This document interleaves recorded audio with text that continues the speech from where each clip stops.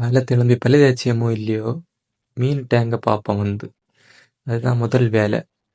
இதுக்கு முன்ன மொபைல் எல்லாம் எடுத்துட்டு வர மாட்டேன். இப்ப பின்ன இந்த இன்ஸ்டால, யூடியூப்ல எல்லாம் வீடியோ எடுக்க தொடங்கின பிறகு தான் மொபைலை கையில் எடுத்துட்டு வரது.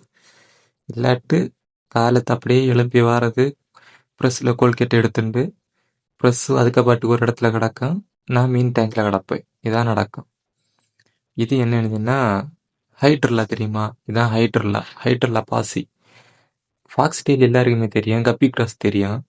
ஆனால் இந்த ஹைட்ரல்லா நிறைய பேர் தெரியாது. இதுவும் ஒரு பாசி தான். இதுக்கு எப்படின்னு சொன்னால் வேர் வரும்.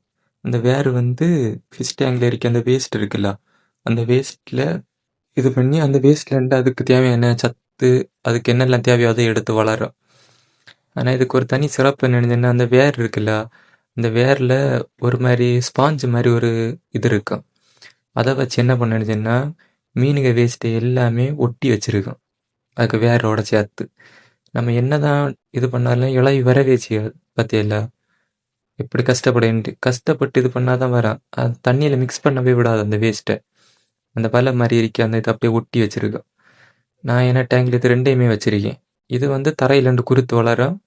இது வந்து மேலே இதுக்கு வேறே வராது. ஃபாக்ஸ் டெயிலுக்கு மேலே அப்படி சும்மா படர்ந்து வளர்ந்துட்டே இருக்கும். புரிஞ்சல? இதான் இது ரெண்டுக்கும் வித்தியாசம்.